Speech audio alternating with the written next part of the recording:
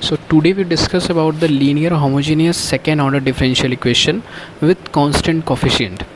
So this is the example. So a naught d square y upon dx square plus a1 dy by dx plus a2 y equal to 0.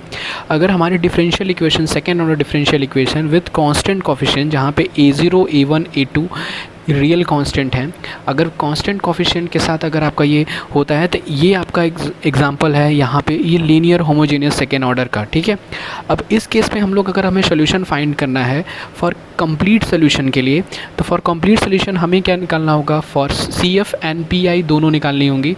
तो C F and P I क्या हुआ, C F is complementary function and P I is particular integral. ठीक, अब हमें first हम लोग discuss करेंगे कि सी एफ़ कैसे निकालते हैं four rules for finding the C F.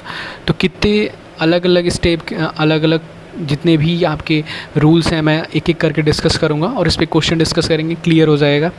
Then हम लोग फर्स्ट देखते हैं, कोई कंसिडर किया इक्वेशन के नॉट डी के power N plus K one D N minus one plus K N minus one D plus K N of y equal to F X. D is what, differential इस directly हम लोग इसको d के form में, capital D के form में रखा हुआ है. ठीक है, तो अब लेट कर लेते हैं कि पुट कर लो यहाँ पे d is equal to m put कर लिया. तो हम यहाँ से फर्स्ट स्टेप में क्या जनरेट करेंगे, कि ऑक्सिलरी इक्वेशन जनरेट करेंगे जहाँ पे f of m is equal to 0 होगा. तो हम d की जगह m पुट करके एक ऑक्सिलरी इक्वेशन को जनरेट करेंगे. जब ऑक्सिलरी इक्वेशन जनरेट करेंगे और इक्वल टू 0 पुट करने के बाद हम वहाँ से रूट्स निकाल लेंगे. देखिए थर्ड स्टेप में क्या होगा कि ऑक्सिलरी इक्वेशन को हम लोग सॉल्व करेंगे. अब हम वहाँ पे जो भी रूट्स आएंगी, अब उस रूट्स के अब अलग अलग हो सकते हैं. हो सकता है रूट्स क्या हो, रियल हो, डिस्टिंक्ट हो सकता है रूट्स इमेजनरी हो सकता है रूट्स इक्वल हो. तो अलग अलग केसेस होंगे यहाँ पे सी एफ निकालने के लिए, अलग अलग रूट्स के लिए. तो हम उसको डिस्कस करते हैं. तो फर्स्ट केस है हमारा कि अगर रूट्स हैं ऑफ ऑक्सिलरी इक्वेशन और रियल एंड डिस्टिंक्ट से m1 m2 mn, अगर हमारा जो रूट्स है, अगर ऑक्सिलरी इक्वेशन सॉल्व करने के बाद जो रूट्स रियल आ रही है और डिस्टिंक्ट आ रही है, मतलब अलग अलग आ रही है, 1 2 3 4 ऐसे कुछ भी आ सकती है, तो उसके लिए जो कम्प्लीमेंट्री फंक्शन निकल के आएगा c1 e1 e के power m1x plus c2 e के power m2x plus dot dot cn e के पावर mnx. जितने रूट्स होंगे उतने टाइम्स हम इसको कांस्टेंट को लेंगे. अगर मान लो दो रूट्स हैं, अगर 1 और 2 दो रूट्स निकल के आते हैं तो c1 e के power x plus c2 e के power 2x. This it is. अब ये हमारा कंडीशन होगा फर्स्ट केस के लिए जब रूट्स जो हो रियल और डिस्टिंक्ट हो. ठीक है, अब नेक्स्ट देखते हैं. तो सेकंड केस क्या है कि इफ़ 2 और मोर रूट्स आर इक्वल, अगर 2 या उससे ज़्यादा रूट्स इक्वल हो जाते हैं ऑक्सिलरी इक्वेशंस को सॉल्व करने के बाद, तो उस केस में सी एफ क्या निकल के आएगा, सी एफ जो निकल के आएगा c1 plus c2x plus c3x square plus dot dot c के एक्स के माइनस 1 ई के power m1x plus dot dot c n e के पावर m1x. तो ऐसे आपका ये चलेगा. ठीक है, अब देखते हैं कैसे. अगर एक्चुअली में अगर हमारे पास दो रूट्स अगर इक्वल आ गए, दो रूट्स इक्वल है, दो रूट्स आ रहे हैं, दोनों इक्वल है 1 1, तो हम लोग क्या लिखेंगे उस केस में c1 प्लस c2x डॉट जो रूट आया होगा e के पावर x प्लस अलग जो रूट होगा. ठीक है, और 3 रूट्स होंगे तो x स्क्वायर तक जाएंगे. 4 रूट्स अगर इक्वल हो गए तो x क्यूब तक जाएंगे. ठीक है, ये केस हो गया. थर्ड केस देखते हैं. If auxiliary equation has a pair of imaginary roots, अगर इमेजनरी रूट्स होता है तो उस केस में क्या करेंगे, मान लेते हैं दो रूट्स हैं alpha plus iota beta and alpha minus iota beta. ठीक, imaginary roots always occur in the conjugate pair, वो कॉन्जुगेट पेयर में ही रहेगा. अगर एक अल्फ़ा प्लस आयोटा बीटा है तो एक अल्फ़ा माइनस आयोटा बीटा होगा. तो सी एफ क्या निकल के आएगा, ई के power alpha x c1 cos beta x plus c2 sin beta x. इसी तरह से c3 जो नेक्स्ट रूट होगा. अब नेक्स्ट देखते हैं. तो आपके लिए जो एंड इफ़ लास्ट आता है फोर्थ, आप if 2 pairs of imaginary roots are equal, अगर 2 पेयर ऑफ इमेजनरी रूट्स अगर इक्वल आते हैं तो जब रूट्स इक्वल थे, अब कंडीशन तो बस चेंज वही हुई थी ना कि अगर m1 m2 alpha plus iota beta है, m3 m4 alpha minus iota beta है, तो e के पावर अल्फ़ा एक्स तो एज इट इज़ कॉमन रहेगा क्योंकि अल्फ़ा दोनों में कॉमन है. और c1 प्लस c2x दो रूट्स इक्वल है तो c1 plus c2x cos beta x and c3 plus c4x sin beta x as it is. Okay, अब हम लोग कुछ क्वेश्चन डिस्कस करेंगे, उसके बाद ये सी एफ ख़त्म करेंगे. ठीक है,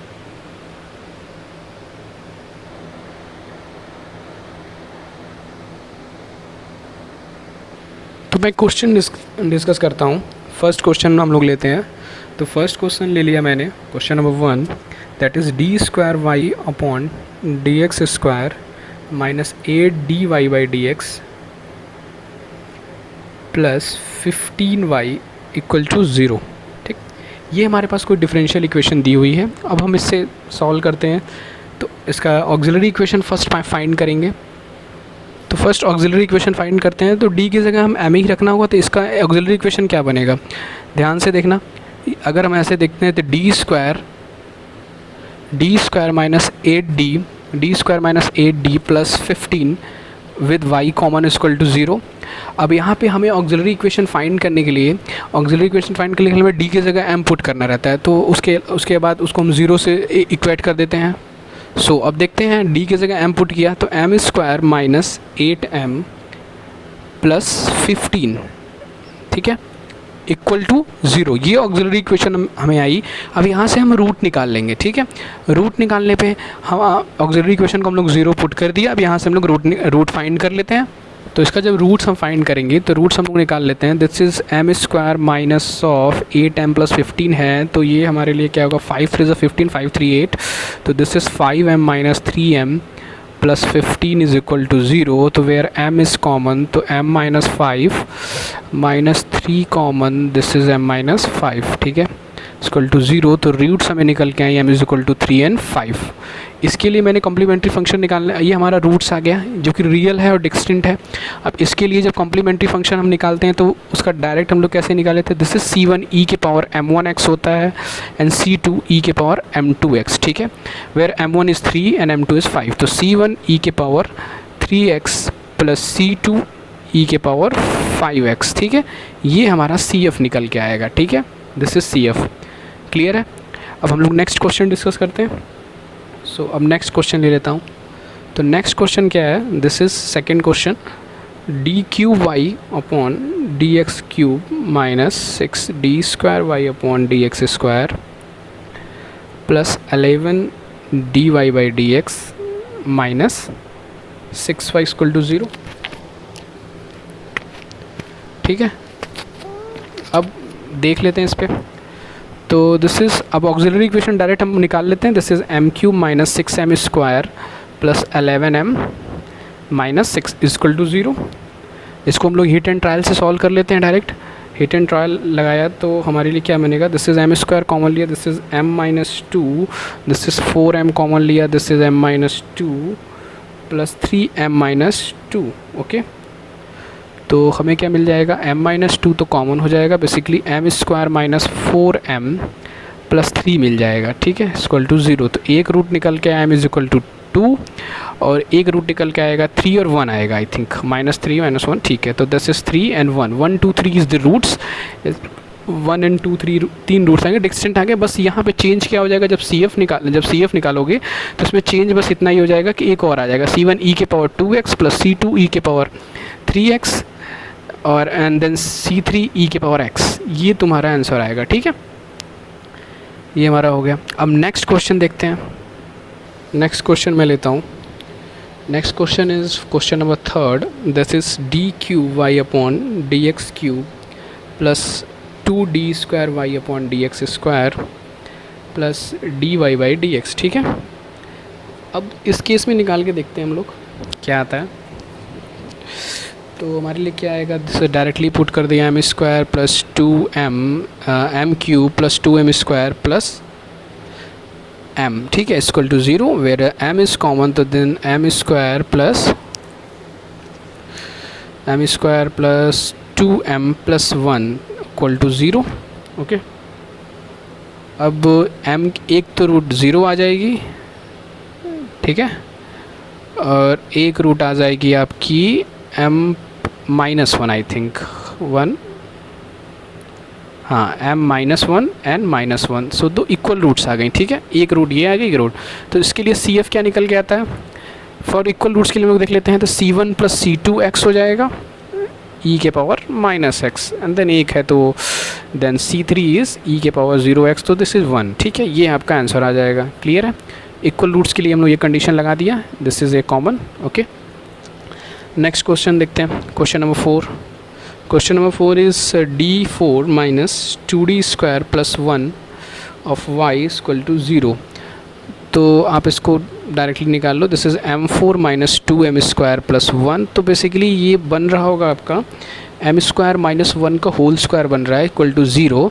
तो यहाँ से हमें रूट्स क्या निकल के आई, M is equal to -1 1 and 1, ठीक है, ये रूट्स निकल के आई। तो यहाँ से सी एफ निकाल लो, सी एफ डायरेक्टली आ जाएगा, this is C1 plus C2x for this e के power minus x, then C3 plus C4 of x for e के power x। Clear? Next question, question number 5 लेते हैं। D square minus 2d plus 5 का whole square y equal to 0। तो then m square minus 2m plus 5 का whole square equal to 0।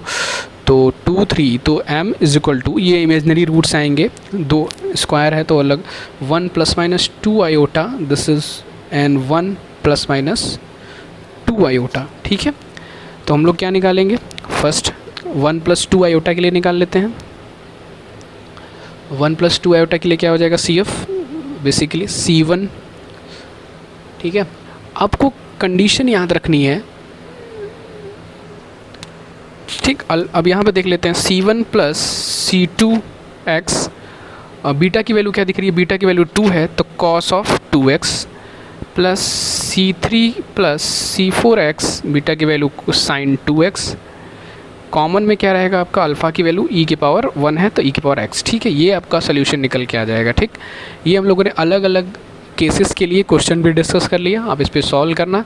और जो gate में question पूछते हैं वो आपको CF दे देगा, CF पे आपको कुछ इनिशियल कंडीशन दे देती है कि आप कांस्टेंट की वैल्यू फाइंड करनी है, उस पर मैं क्वेश्चन अभी डिस्कस कर दूंगा, वो क्लियर हो जाएगा, ठीक है।